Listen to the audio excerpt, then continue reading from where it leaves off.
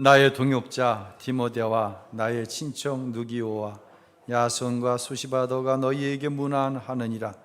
이 편지를 기록하는 나 더디오도 주 안에서 너희에게 문안하노라. 나 온 교회를 돌보아주는 가이오도 너희에게 문안하고 이 성의 재무관 에라스도와 형제 구아도도 너희에게 문안하느니라.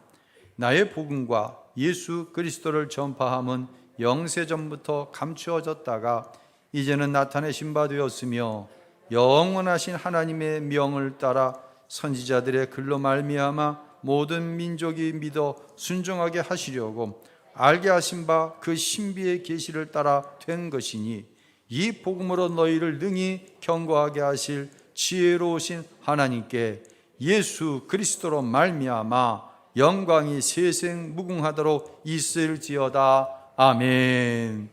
할렐루야.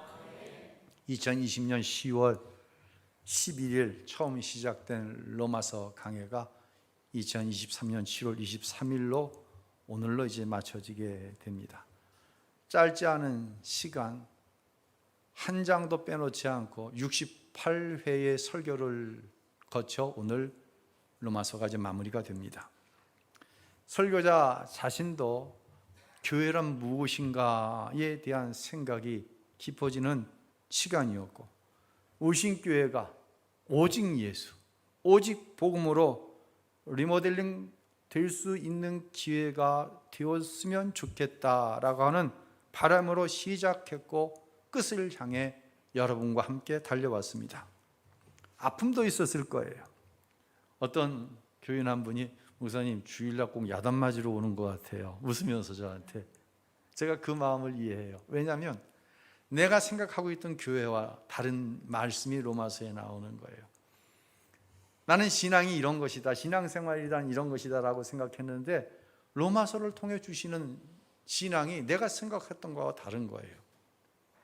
다른 이야기를 하니 마치 내가 갖고 있는 교회가 아니 내가 가지고 있는 신앙이 잘못된 것 같은 생각을 가지니 야단 맞는 기분이죠.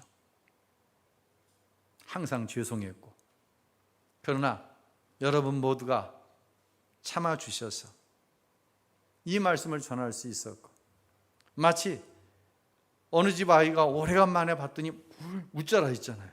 제가 수호를 지지난 몇 주 전에 봤더니 막 웃자라 했더라고요. 마찬가지로 여러분의 신앙이, 여러분은 매일 보니까 모르지만 하나님 보시기에 로마서를 통해서 우리의 신앙이 자라난 줄로 믿으시기를 바랍니다. 오래 참아주신 여러분께 다시 한번 감사의 말씀을 드립니다. 이제 바울이 16장에서 동역자들을 이야기하잖아요. 지금까지 20절까지 이야기한 동역자들, 이들 가운데는 지난주에 참 불편한 얘기를 말씀드린 교회를 헐려고 하는 사람들, 그 사람들까지 다는 로마 교회에 속한 사람들이에요. 바울의 동역자들이었어요. 근데 21절로 27절까지에 나오는 동역자들은 로마 교회에 로마서를 쓸 수 있게, 보낼 수 있게끔 바울과 함께 동역한 고린도 교회의 교인들에 관한 이야기예요. 자, 먼저 21절에 디모데라고 하는 인물이 나와 있는데 우리가 잘 알죠? 디모데 전후서를 성령의 감동으로 기록한 인물이기도 하죠. 바울은 디모데를 신앙의 자식으로 생각했어요. 부모 자식과 같은 관계예요. 나머지 인물들은 잘 모르는데 몇 사람만 소개를 하면요, 22절 한번 읽어볼까요? 이 편지를 기록하는 나 더디오도 주 안에서 너희에게 문안하노라. 누가 기록했다고요? 로마서는 우리 바울이 기록했다고 생각했는데 더디오라고 하는 인물이 바울이 구술하면 대피를 해준 거예요. 바울은 로마서를 집필하고 그 다음 해에 체포돼서 투옥되고 로마서를 기록한 10년 후에 순교의 죽음을 당하게 됩니다.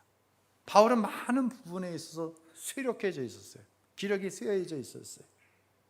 저는 제 스마트폰에 있는 노트의 기능을 가지고 그래서 일주일 내내 밥을 먹다가도 TV에 가다가 화장실 갔다가도 주시는 감동이 있으면 그 노트에다 이제 기록을 해서 한 편의 설교를 만들어냅니다. 이 당시에 스마트폰이 있었습니까? PC가 있었습니까? 없었지요. 새벽에 하나님께서 성령을 통해 바울에게 감동을 주시면 구술하는 거예요. 그럼 더디오가 옆에 있다가 이것을 적는 거예요. 한밤중에도. 그러니 이 더디오의 수고가 얼마나 컸겠습니까?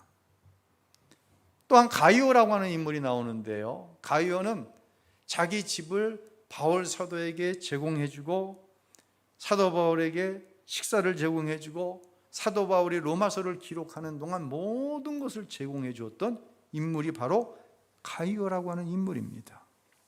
이렇게 볼 때에 로마서를 집필하고 로마 교회에 보내는 일에 얼마나 많은 동역자들이 바울과 함께 수고했는가를 볼 수 있습니다. 우신교회가 오늘 드려지는 예배도 마찬가지예요. 우리는 이 예배를 통해 하나님의 말씀이 증거되어지기를 원합니다. 이 일을 위해서, 이 예배를 드리기 위해서 얼마나 많은 사람들이 수고했습니까? 어제도 여전도 회원들이 그 더운데 나와서 예배당을 청소를 하고, 오늘도 아침 일찍부터 주방에서 수고를 하고, 또 교회학교 교사로 수고하고, 또 찬양대원, 안내위원, 여러분 한 사람 한 사람의 수고로 인해서 이 예배를 이룰 수가 있는 거예요. 더구나 여러분의 담임 목사가 또 우리 부교육자들이 한 편의 설교를 준비해 내는 과정에서는 여러분의 숨어있는 또 여러분의 드러난 그 헌신과 섬김으로 인해서 이 한 편의 설교를 할 수가 있는 것을 볼 때에 우리 모두가 로마서 16장에 나오는 바울의 동역자요, 담임 목사의 동역자요, 모든 교육자들의 동역자인 줄로 믿습니다. 이들의 이름이 하나님의 말씀의 책에 기록되어 있는 것처럼 언젠가 우리 모두가 다 예수님 앞에 설 줄로 믿습니다. 그때에 여러분의 이름이 영화로운 이름으로 착하고 충성된 종이라고 하는 그러한 칭찬의 이름으로 반드시 주님 앞에 칭찬받는 날이 올 줄로 믿습니다. 그런 믿음을 가지고 끝까지 맡겨진 사명에 최선을 다할 수 있는 모든 성도님들이 꼭 될 수 있기를 예수님의 이름으로 부탁을 드립니다. 자, 오늘은요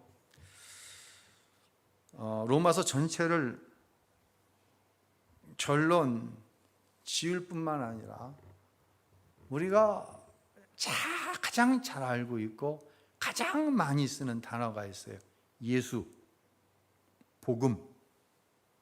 도대체 이 예수와 복음이 어떤 관계가 있는지, 예수를 믿는다고 하는 것이 무엇인지에 대해서 제가 한번 이렇게 잘 정리를 해서 여러분들에게 소개해 드리려고 그래요. 잘 한번 쫓아와 보세요. 이것이 정리가 한 번은 되어져야 돼요. 자, 먼저 나를 살리는 고백이 있어요. 그 고백은 뭘까요? 나를 살리는 고백은 바로 나는 죄인입니다라고 하는 고백이에요. 25절 우리 다 같이 한번 읽어보도록 합니다. 시작. 나의 복음과 예수 그리스도를 전파함은 나의 복음과. 바울은요 누구에게 들은 이야기를 여러분에게 전한다라고 얘기하지 않습니다. 바울이 다메섹 도상에서 부활하신 예수님을 만났어요. 예수님을 직접 만나고 나서 바울은 자식이가 그렇게 자부심으로 자랑거리로 여겼던 모든 것들을 분토처럼 배설물처럼 여긴다고 그랬어요. 사람은 다 똑같아요. 나에게 가치가 있는 것은 취하고 가치가 없는 것은 버리게 되어 있어요. 가장 가치가 있다고 생각했던 그 모든 것들을 버리고 누굴 받아들였어요? 예수를 받아들였어요. 예수를 받아들일 수 있었던 이유는 예수가 나의 복음이 되었기 때문이에요.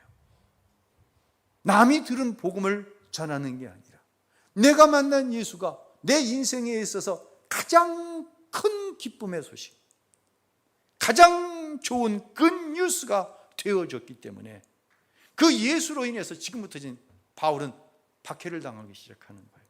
그럼에도 불구하고 나의 복음, 바울에게 하나님께서 주신 그 나의 복음 예수가 귀하기 때문에 거기에 생명을 걸 수 있었던 거예요. 여러분에게 제가 한번 물어볼게요.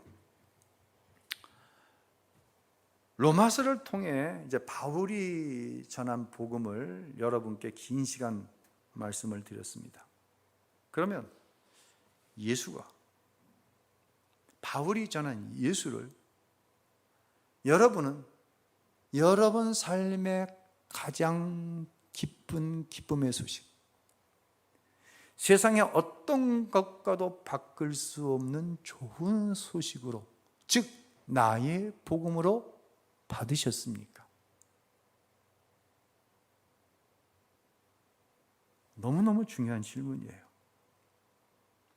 아니면 교리로 머물러 있습니까? 참고로 교리는요, 나를 하나님의 사람으로 살게 하는 능력이 그 안에 없어요. 교리는 지식이에요. 그냥 이해하는 정도예요. 예수가 나에게 주신 복음이 될 때 비로소 삶 속에 하나님이 주시는 구원의 감격을 누리며 살아요. 교리는요, 나에게 감격은 주지 못해요. 베이직 교회를 담임하고 계시는 조정민 목사께서 무엇이 성숙인가라고 하는 책 속에 이런 이야기를 하세요. 이분은 기자였어요. 25년을 기자로 살았어요. 왜 기자를 했냐면 세상을 한번 바꿔보겠다. 정론직필이라고 얘기하죠.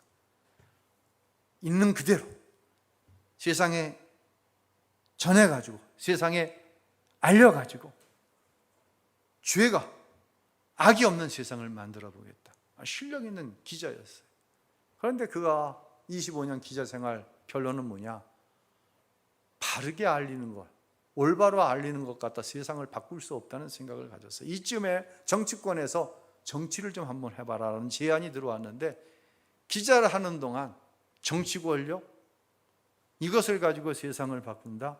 절대로 할 수 없다는 생각을 가지고 고사합니다.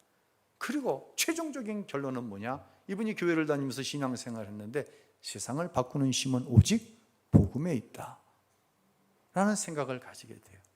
그리고는 신학을 하고 목회자가 되었습니다.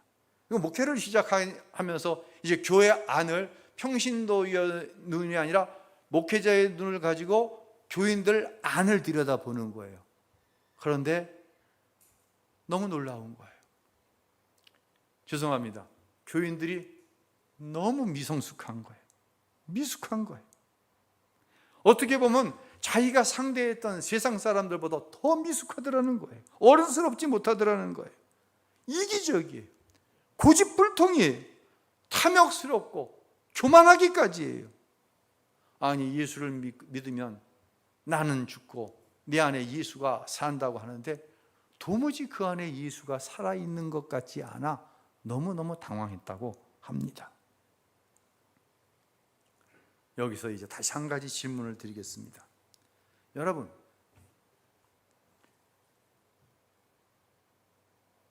교인이 예수를 몰라서 미숙할까요? 교인이 복음을 이해하지 못해서 미숙할까요? 어떻게 생각하십니까? 제가 아는 거의 대부분의 교인은 예수를 아는 정도가 아니라 믿습니다. 제가 아는 대부분의 교인은 복음을 정확하게 이해하고 있습니다. 그런데 왜?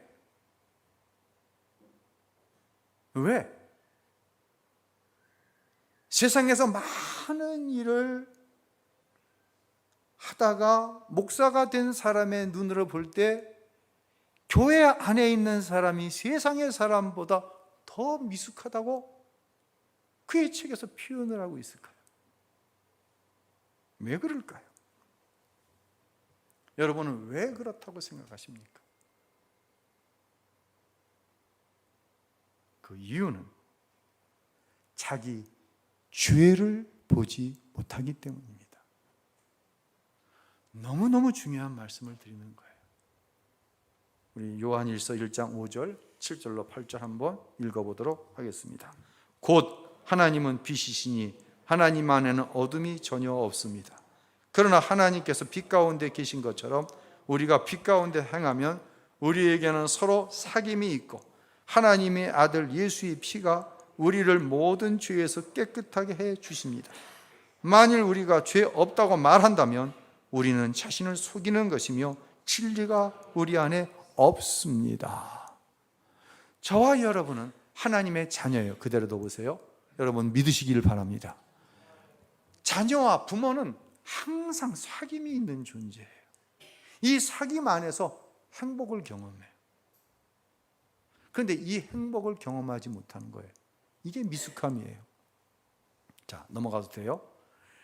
예수님은 우리의 삶에 빛으로 오셨습니다. 세상에 빛으로 오셨어요.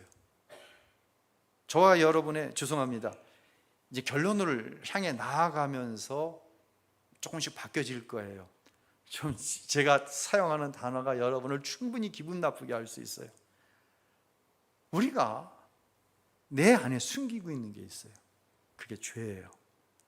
어둠 속에 꼭꼭 숨겨놓고 있는 거예요.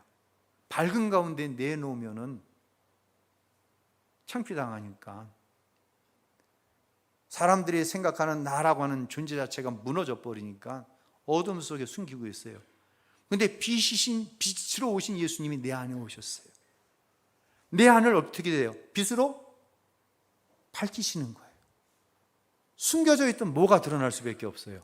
죄가 드러나는 거예요.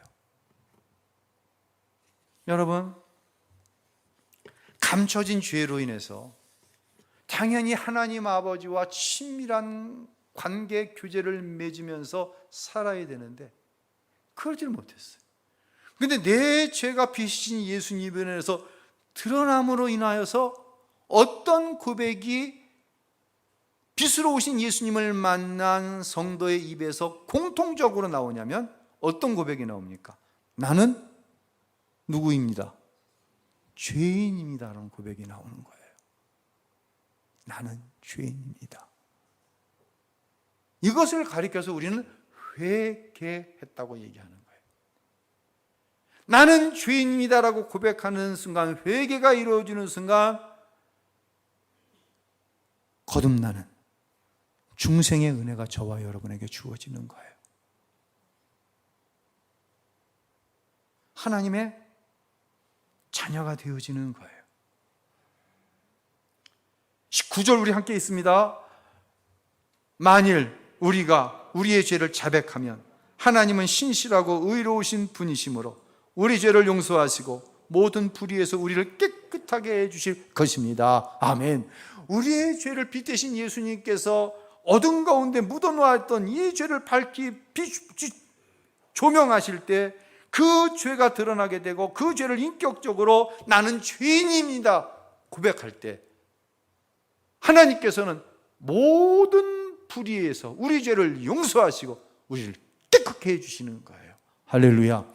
이것을 가리켜서 우리는 십자가의 은혜로 깨끗함을 받았습니다. 구원함을 받았습니다. 하나님의 자녀가 되었습니다 라고 이야기하는 거예요. 깨달으시기를 바랍니다. 여기서 우리는 한 가지 오해를 좀 풀고 넘어가야 돼요. 제가 강단에서 많이 사용하는 이야기가 나는 죽고 내 안에 누가 사신다? 예수님이 사신다라는 말씀을 자주 드립니다. 아무리 생각해도 내가 죽은 것 같지가 않아. 덜 죽은 것 같아. 그래서 자꾸만 어떤 답이 나오냐면 아직 난 덜 죽었어요. 오해하고 있기 때문이에요. 어느 집사님께서 초등학교 1학년짜리 사내 아이를 이제 키우는데 아들이죠. 너무너무 말을 안 듣는 거야. 너 한 번만 말 안 들으면 아빠한테 맞는다. 매 맞을 줄 알아? 이게 한번 10번, 20번 되다 드디어 아빠가 이제 매를 들었어요. 너 이러이러한 잘못했지. 네. 잘못하면 어떻게 한다고 그랬지? 매 맞는다 그랬어요. 그럼 아빠가 너를 때려도 불만이 없지? 네. 무릎 꿇어. 무릎을 꿇었어요, 아이가. 그런데 아빠가 아이의 바지를 올리고 종아리를 치는 게 아니라 아버지가 자기 바지를 끌어올리더니 매를 가지고 아버지 자기 다리를 치는 거예요. 아이가 너무 당황을 한 거예요. 얼마나 세게, 얼마나 많이 때렸는지 아버지의 종아리에서 피가 흐르기 시작하는 거예요. 아이가 기겁을 해가지고 아빠의 팔을 붙들고 아빠의 다리를 붙들고, 아빠 그만하세요. 아빠 그만 때리세요. 아빠 다리에서 피가 났잖아요. 아빠 제가 잘못했어요. 다시는 아빠가 하시는 말씀 어기지 않을게요. 잘못했어요. 그렇게 상황이 종료가 됐어요. 여러분, 그러면 이 초등학교 1학년짜리 아이가 다시는 엄마 아빠 말을 어기지 않았을까요? 며칠이 지났어요. 퇴근을 해서 들어왔는데 집안 분위기가 이상한 거예요. 자기 부인이 아이 손을 잡고 안방으로 들어가는데 안방문을 꽝 하고 닫아버리는 거예요. 조금 있으니까 자지러지는 음성이 아들에게서 나옵니다. 아빠 나 좀 살려줘요. 아빠 나 좀 살려줘요. 방을 들어갔더니 엄마의 손에 이제 회초리가 들려있는 거예요. 딱 아들의 눈과 아빠의 눈이 마주쳤는데 아들이 눈으로 말을 하는 거예요. 아빠, 지난번처럼 날 대신해서 좀 맞아주세요. 말을 안 했는데도 아빠 대신 좀 맞아줘. 아빠 대신 좀 맞아줘. 이게 가득한 거예요. 그날 결혼하고 처음 아내에게 남편은 종아리를 맞았습니다. 사랑하는 성도 여러분, 그럼 이 아이들 초등학교 1학년짜리에게 묻는 거예요. 야, 너 엄마가 누구야? 나 엄마 없어요. 왜? 말 안 들었으니까. 아빠가 누구야? 나 아빠 없어요. 그럴까요? 아닙니다. 우리 엄마 누구예요? 우리 아빠 누구예요? 말 안 듣는 자식, 잘못하고 죄 짓는 자식, 내 자식 아닌가요? 아닙니다. 사도 바울은 뭐라고 얘기했을까요? 로마서 7장 24절로 25절 우리 함께 읽겠습니다. 아, 나는 비참한 사람입니다. 이 사망의 몸에서 누가 나를 구해내겠습니까? 나 자신은 마음으로는 하나님의 법을, 육신으로는 죄의 법을 섬기고 있습니다. 누가 한 얘기예요? 대사도 바울이 한 얘기예요. 나는 어떤 사람이라고요? 비참한 사람이라는 거예요. 마음으로는 하나님의 말씀을 지키며 살기 원하는 것이 원인데 육체로는 여전히 뭘 짓는 거예요? 죄를 짓는 거예요. 이것이 바로 저와 여러분의 모습이에요. 그렇다고 바울이 나는 하나님의 사람이 아닙니다. 나는 하나님의 종이 아닙니다. 그랬을까요? 여기에서 멈춰지지 않습니다. 바로 이어서 로마서 8장 1절로 2절에 바울은 이러한 승리의 고백을 합니다. 함께 읽겠습니다. 그러므로 이제 그리스도 예수 안에 있는 자에게는 결코 정죄함이 없나니 이는 그리스도 예수 안에 있는 생명의 성령의 법이 죄와 사망의 법에서 너를 해방하였음이라. 아멘. 저와 여러분 안에는 엄연히 죄의 문제가 존재해요, 안 해요? 존재하고 있습니다. 그래서 하나님의 자녀가 아닌가요? 이 오해를 풀고 넘어가야 돼요. 반은 하나님의 자녀고 반은 마귀의 자녀, 이거 아니에요. 어느 부분에서 이런 오해가 발생하냐면 내가 죽었습니다. 내가 그리스도와 함께 십자가에 못 박혔나니 그런즉 이제는 내가 사는 것이 아니라 내 안에 그리스도 예수께서 사신다고 하는 이 말씀에 대한 오해가 있어요. 내가 죽었다고 하는 것은 내 육체의 죽음을 이야기하는 것이 아니에요. 내 주인이 내 자아였었는데 내가 빛 대신 예수님 앞에서 내 죄가 드러나고 그 죄를 회개하고 하나님의 자녀가 되어지는 그 순간 내 주인이 더 이상 내가 아닌 예수님이 되셨어요. 할렐루야. 이 상태를 가리켜서 우리는 거듭났다고 하는 것이.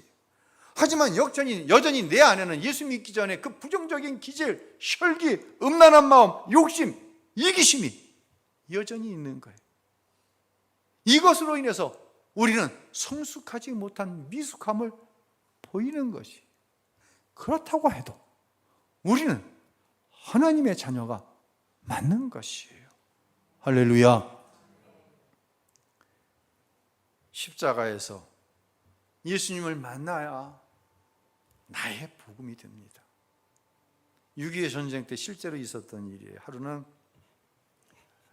한 미군 장교가 군용 차량을 가지고 한 다리를 건너는데 옆에서 포탄이 털어지고 막 총알이 빗발치듯이 날아오는데 희미하게 아기의 울음소리가 들리는 거예요. 이 장교가 이제 차에서 내려서 울음소리를 쫓아갔더니 다리 밑에 정말 기가 막힌 상황이 벌어져 있었습니다. 한 젊은 아낙이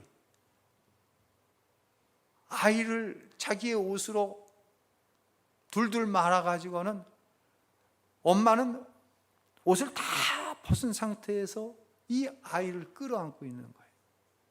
엄마는 이미 동사했어요. 얼어서 죽었어요. 아이를 불러보니까요, 아이 몸에는 양수가 그대로 묻어져 있고 피가 그대로 묻어져 있고 탯줄은 자르지도 않은 상태예요. 그러니까 내용을 가만히 생각해 보니 이불도 없어요. 누가 도와줄 사람도 없어요. 그런 상태에서 엄마가 겉옷을 깔고 출산을 한 거예요. 그런데 너무 추우니까 아이가 파랗게 질려가면서 이러다가 아이가 죽겠다는 생각을 하니까 입고 있는 옷을, 속옷까지 다 벗어서 아이를 감싼 거예요. 그리고도 아이가 죽을 것 같으니까 그 아이를 감싸고 아이는 살리고 엄마는 죽은 거예요. 부끄러움도 모르고 부끄러움을 생각할 경황도 없는 거예요. 장교는 죽은 엄마를 돌무덤을 만들어주고 아이는 입양을 해서 자기 아이를 키웠어요. 이러고 세월이 한창을 흘렀습니다. 어느 날 아들이 심각한 표정을 가지고 아버지에게 질문을 하는 거예요. 아빠는 피부색이 하얀데 왜 나는 피부색이 노래요? 아빠는 아이에게 있었던 일, 과거에 있었던 엄마의 죽음에 대한 이야기를 합니다. 그리고 아들을 데리고 한국으로 왔어요. 아들이 태어난 곳을 찾아가려고 하는데 너무 많이 변해가지고 제대로 찾아갈 수가 없었어요. 그런데 이쯤이다라고 추측되어지는 지점에 이르렀을 때입니다. 바로 이것이 엄마가 너를 낳고 죽은 것이다. 죽음을 당한 죽은 것이다. 이때 이 아들이 당황스러운 행동을 합니다. 그 추운 날 자신의 겉옷을 벗어서 땅바닥에 덮는 거예요. 그리고 또 그 안에 입은 옷을 벗어서 엄마가 자기를 안고 죽었다고 생각하는 그 땅에 또 덮는 거예요. 그리고 이렇게 이야기했습니다. 엄마, 얼마나 부끄럽고 추우셨어요. 이제는 이 아들이 엄마를 덮어 드릴게요. 사랑하는 성도 여러분, 엄마가 나를 위해서 어떤 죽음, 어떤 희생을 했는가를 아는 자식은 다를 수밖에 없습니다. 우리는 이 감동적인 이야기에서 나 같은 것을 위해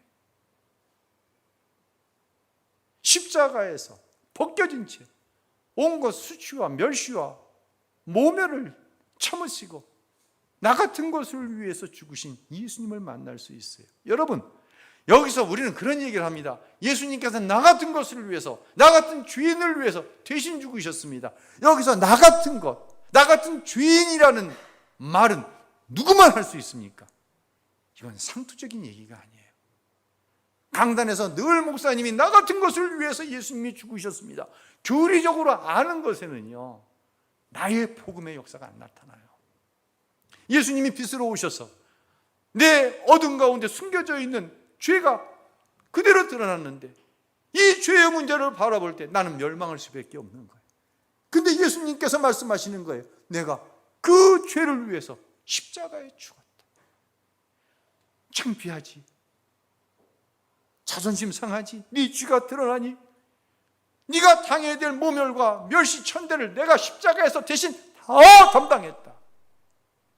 마치 어른 땅에서 엄마의 죽음을 목도한 아들처럼 십자가에서 우리 예수님께서 나를 위해 어떠한 죽음을 죽으셨는가를 아는 사람은요, 그 사람이 나 같은 죄인을 위해서 예수님께서, 청년인 예수님께서, 30대 초반의 예수님께서 홀딱 벗김을 당하고 로마 군병들의 조롱을 받고 십자가에서 나 같은 것을 위해서 대신 죽으셨습니다. 이 고백이 나오는 거예요. 이때 변화되는 것이 뭔지 아세요? 더 이상 바울이 전한 복음이 아닌 나의 복음이 되는 거예요. 나를 위해 십자가에서 피 흘려 죽으신 예수님, 그 예수가 나의 삶에 있어서 가장 큰 기쁨의 소식이 되는 줄로 믿으시기를 바랍니다. 여기서 이야기하는 예수 복음은 교리가 아니에요. 이 예수는 나에게 있어서, 내 삶에 있어서 무엇과도 바꿀 수 없는 기쁨의 소식인 거예요. 달라지는 것이죠. 사랑하는 성도 여러분, 이와 같이 십자가에서 예수님을 인격적으로 만나 거듭난 성도는요, 죄를 거부하면서 살아갑니다. 근데 여기 조금은 모순적인 이야기가 항상 나오게 되는 거예요. 그럼에도 불구하고 우리는 죄를 지어야 안 져요. 죄를 짓습니다. 그런데 이전과는 달라요. 이전에는 돈이 없어 비참하고, 이전에는 남보다 못 배운 것이 비참하고, 이전에는 내 자식 네 자식 비교할 때 비참했는데 이제는 그게 비참한 게 아니에요. 내 안에 죄를 볼 때 비참해지는 거예요. 구별되게 살고 싶은데, 나를 위해서 십자가에서 그와 같은 죽음을 죽으신 예수님을 위해 살고 싶은데 그러지 못하는 나를 볼 때 비참한 거예요. 나에게 소원이 있다면 성령께서 내 안에 충만하게 역사하셔서 이 죄를 이기며 살고 싶은 소원이 생기는 거예요. 돈 버는 소원, 자식 어떻게 잘 되는 소원, 건강한 소원, 이 소원은 순위가 밀려져 나가는 거예요. 여러분, 근데 그때 누가 하시는 일을 보는 줄로 알아요? 하나님이 하시는 일을 보는 거예요. 내가 내 힘으로, 여러분, 내가 내 힘으로 하는 것은요, 내 능력만큼밖에 안 되는 거예요. 아무리 기를 써보세요. 내 능력 이상? 그리고 하나님이 도우셨다고요? 하나님이 도우신 거 아니에요. 나의 복음이 될 때, 내가 주를 위해 살고 주를 위해 죽겠노라고 하는 위대한 결단이 있을 때 하나님과 참된 교제가 일어나고 그 교제 속에서 일어나는 정말 놀라운 축복들을 경험하면서 살아가는 거예요. 왜? 내 신분은 뭐니까? 하나님의 자녀이니까. 할렐루야. 이것이 바로 나는 죽고 예수로 사는 성도의 모습이에요. 이런 성도가 바로 예수가 누구의 복음? 나의 복음이 된 성도예요. 로마서를 마치면서 나를 위해 피 흘려 죽으신 예수님이 나의 복음이 되었다고 한다면, 할렐루야, 우리는 이길 수 있어요. 우리는 결국 승리하실 거예요. 할렐루야. 그런 믿음으로 예수가 나의 복음 되었다고 하는 이 감격으로 우리의 삶에 여전히 존재하는 그 비참함, 그 연약함, 그 모든 것들을 하나님께서 이길 힘도 주시고, 나에겐 방법이 없었는데 하나님께서 친히 길을 내어주시고, 할렐루야, 그런 은혜로 살아가는, 무엇으로? 은혜로 살아가는 사랑하는 모든 성도 여러분들이 되시기를 예수님의 이름으로 축원합니다.